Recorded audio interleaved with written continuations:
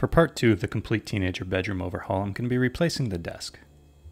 In part 1, I completely redid the closet. Link to that video in the upper right hand corner. For context, this is what's getting replaced. Everything in this series is made out of beech. I selected beech because in my area it's a pretty inexpensive hardwood. I began this project by milling up the rough cut boards. The top of this desk is going to be an L shape, made up of two roughly 4-foot long sections. Because of the size of this desktop, I had to make sure I accounted for wood movement as I assembled it. To begin with, I alternated growth rings. While not a surefire way to prevent warping, this will help. I don't own a long bed joiner yet, so I had to use a little trick to make sure I could get these edges to mate up perfectly. I'm going to do this with the track saw, but this is something you could do with any straight edge and circular saw. For this to work right, the pieces of wood can't move around, so I used some double-sided tape to hold them to my foam board. I put down all three pieces as tightly together as I could.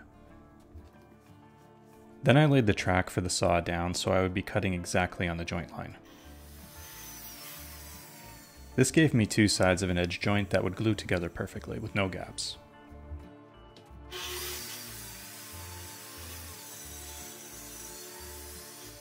This is pre-glue up, but you can see that the edge between the boards is now perfectly straight and doesn't wave at all.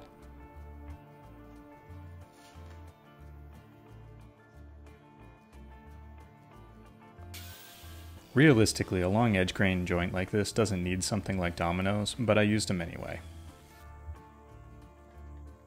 If I didn't have a domino or a biscuit joiner to do this, I could have used clamping cauls to keep the panel flat while it dried up.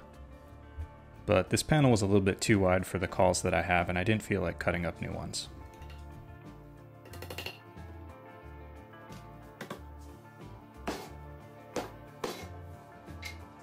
Here you can see as the joints are compressed how even the glue squeeze out is. For not having edges ran through a jointer, it came out really well. I added a little angle piece to one of the panels to make up the interior corner of the desktop. This required some creative clamping. At this point I was able to cut the ends off so they would be straight and square. My work surface had a little bit too much flex in it, which is what's causing the track saw to get bogged down a little bit here. The blade was getting pinched. The two panels for this top have to be joined like this. If I make this joint solid, eventually seasonal wood movement is going to cause cracks in the top. So I needed to design this joint in such a way that would allow it to slide a little bit as the seasons changed. The end grain side of the desktop has dominoes affixed permanently. The edge grain side has elongated holes that the dominoes can freely move in. Only the single domino in the center of the joint will be tight on both sides. This will keep the joint aligned but allow it to expand and contract. Here you can see how the edge grain side of the domino joints have room to move. There's the center hole that will keep everything aligned. Aside from holding the dominoes into the tight end grain holes, there's no glue in this joint. Even though the joint needs to be able to slide along itself, I still have to hold the two pieces together, so I decided to use zip bolts. Zip bolts are basically a fancy version of a countertop bolt, and I'll put a link to them in the description. Zip bolts need to be recessed into the surfaces that are being connected together, and to make sure it looked really good, I made a template. This is going to be used with a router that has a guide bushing on it. By making the template this way, I was able to ensure that both halves would be perfectly symmetrical, and the entire process took maybe 10 minutes. I used some double-sided tape to hold my template down to the work surface. Next I hogged out a little bit with the drill to get a start for the trim router. While I was cutting the recess for the first zip bolt, this happened.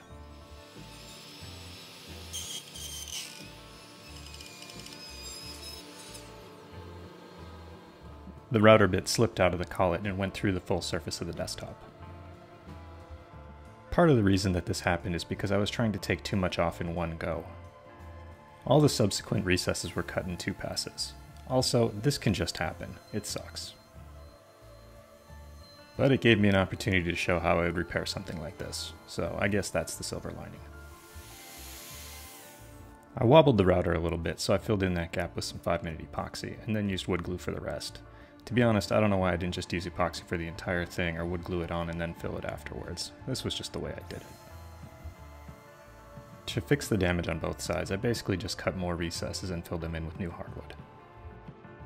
I tried to grain match as best as I could, but at the end of the day I had to remind myself this is just a desk that's going in my child's bedroom. My main goal is for it to be really functional, and it's going to get beat up.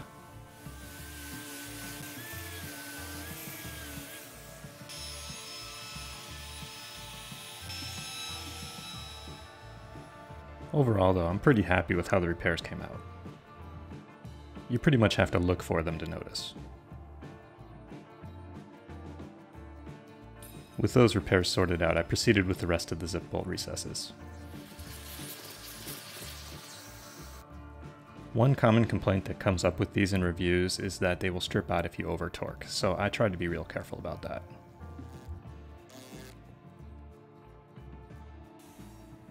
Next I added a round over to the front edge of the desk.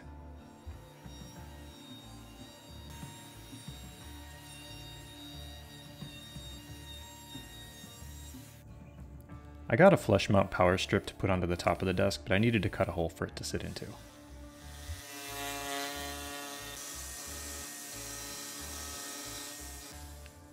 This power strip has provisions for a few USBs and a couple of outlets. I'll put a link to it in the description as well.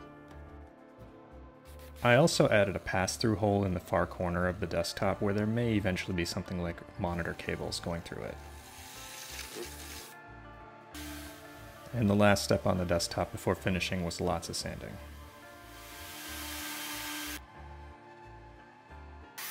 Part of the desktop will be supported by a cabinet that has 4 drawers, so it was time to make that now. I cut out 2 side panels with plywood and then made plywood connectors to hold it all together to form a cube shape.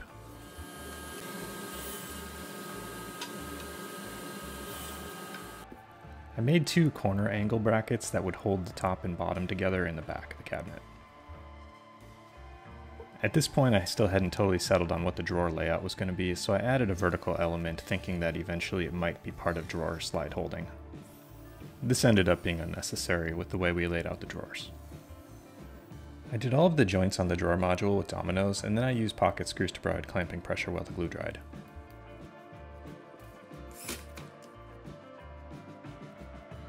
I used this method for the drawer cabinet because it was surprisingly strong, saved material, and ended up fairly lightweight for what it was.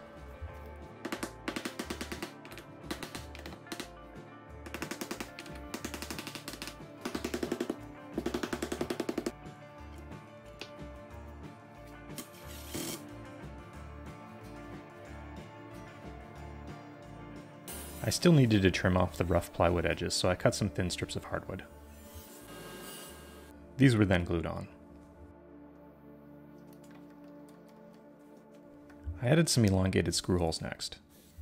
This will be how this part is attached to the desktop and will allow for expansion and contraction. Drawers were made out of 1/2-inch plywood.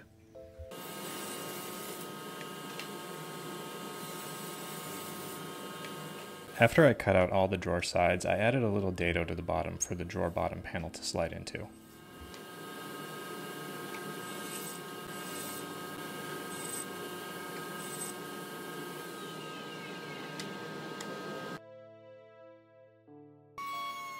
Rabbets were added to the side pieces using the router table.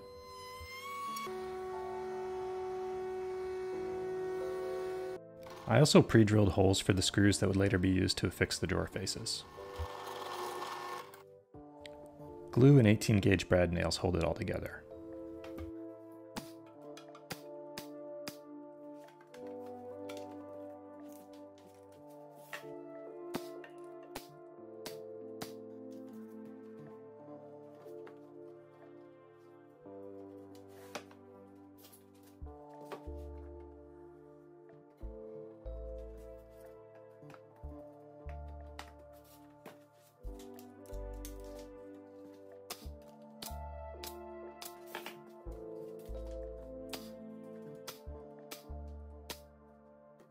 These drawers are made out of birch plywood, so I used some birch edge banding to finish off the raw edges.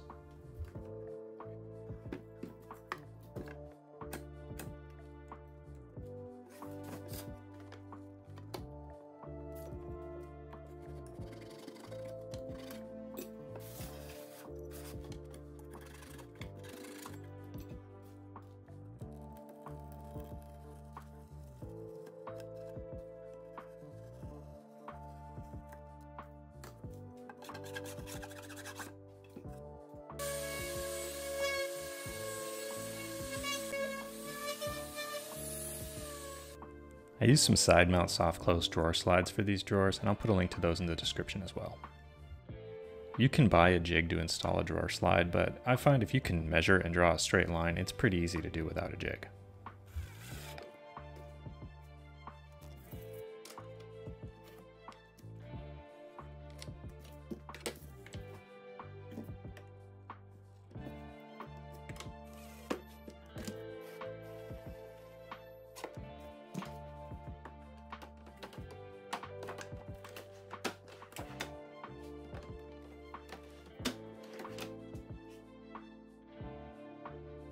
I glued up some more beech to make the cantilever leg out of.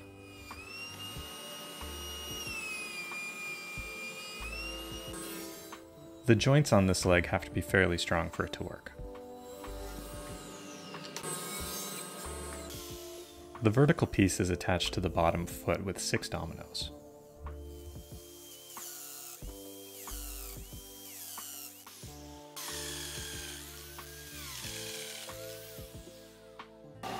After I got the joints sorted out, I worked on getting the foot to its final shape.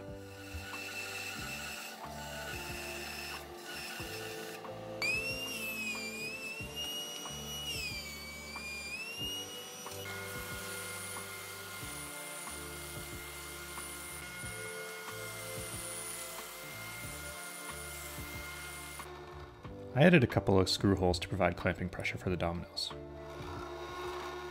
The top part of the leg is mainly attached with several screws.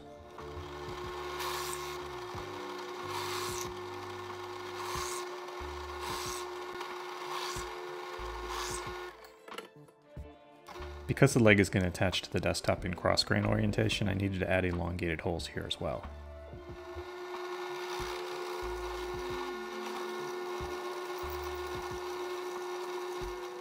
To keep the top piece thin, but also relatively strong, I added a gusset.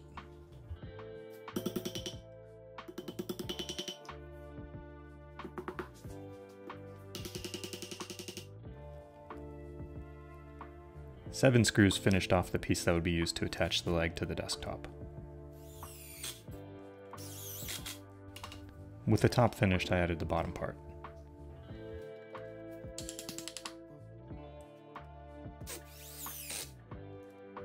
I wanted to use threaded inserts to attach the leg to the desktop, so I had to mark those out.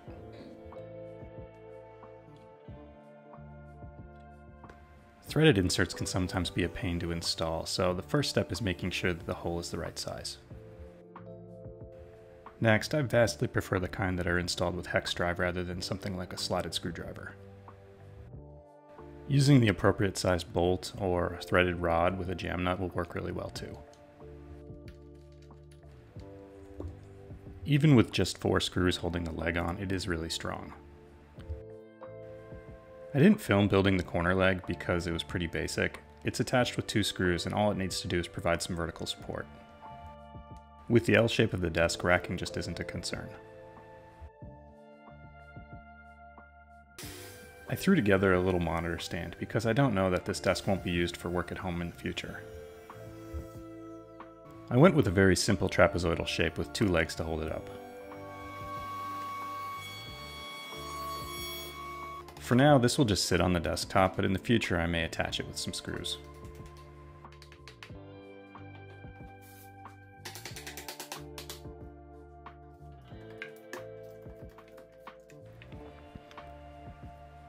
I did the finishing with Rubio Monocoat charcoal, as per my child's wishes. I'll be honest, I'm pretty sure this desktop's going to get beat up anyway, so having something that was quick and easy to put down and will be repairable in the future was a plus.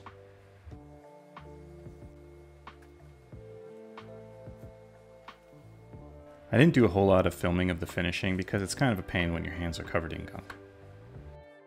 I also didn't film any of the finishing on the drawer boxes. They were just covered in 2 coats of water-based polyurethane.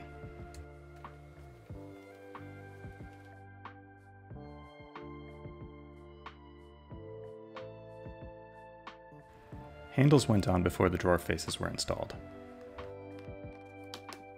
I used playing cards to evenly space all the drawer faces before I attached them with 4 screws. Once all this was done, we carried all the pieces upstairs to the bedroom, which had been freshly painted since the original pictures were taken. The desk was fully assembled as one piece for the first time in about 15 minutes, and within a few hours, my kid had moved everything into place. Anyway, I hope you enjoyed this video, and as always, thanks for watching.